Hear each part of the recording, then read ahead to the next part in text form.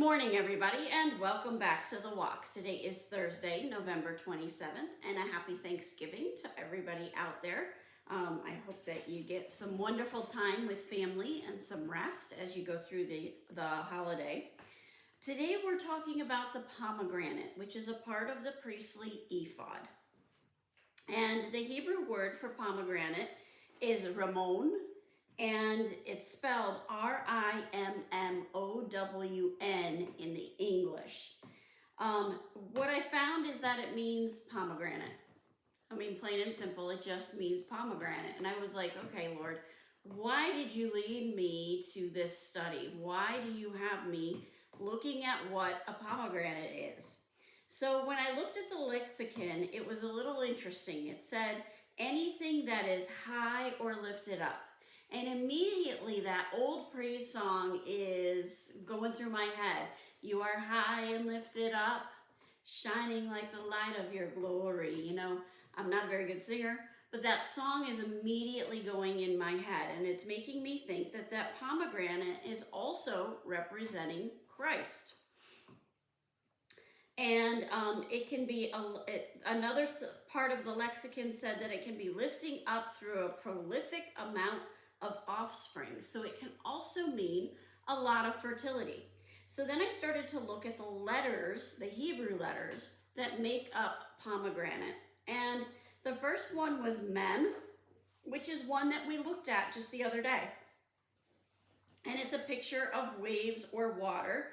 And that the sea was a very chaotic place, and that the Hebrews typically feared it because it was the unknown. Excuse me. So it was a word that would be used as a word for who, what, when, where, why, or how, in the sense of reaching for an unknown. There's a lot we don't know about God.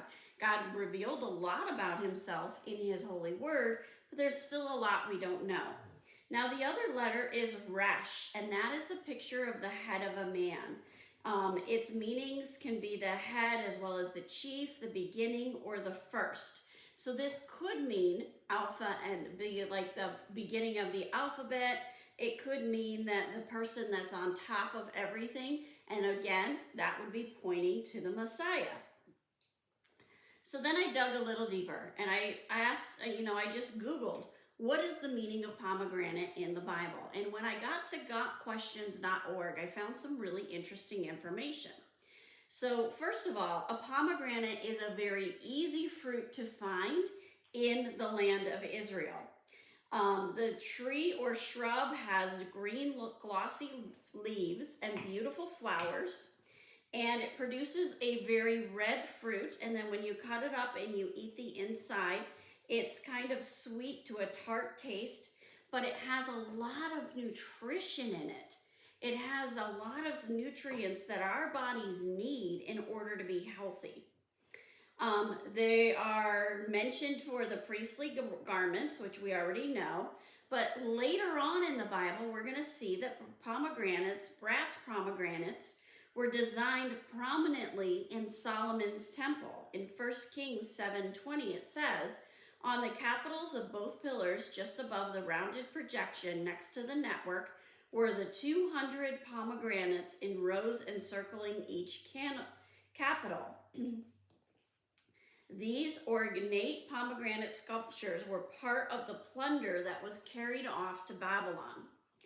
The reason that pomegranate designs were chosen as decorations in the temple and on the priestly garments is not clear, but some Jewish traditions hold that pomegranates' 613 seeds corresponds with 613 laws in the Torah. Others assert that the pomegranate represents Israel. They are battered on the outside like the pomegranate's peel, but able to bless others from within.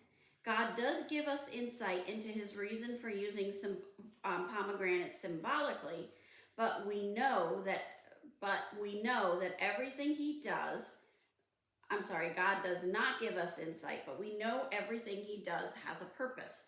So this is part of that faith part. But I found it very interesting that a pomegranate has 613 seeds. Now, I don't know about any other fruit that they would have a consistent number of seeds the way the pomegranate does. So it's representing that law, and that law is encased in this battered, beat up fruit. I don't know about you, but sometimes I feel like a battered, beat up fruit. But I also know that the law, that Jesus came to fulfill the law and set us free. So, why is this pomegranate here? I can't really give you a definitive answer, but there's some very interesting theories about that. Now, tomorrow, we're going to start to dive into the colors of the threads. Have a wonderful day. God bless, and keep walking the walk.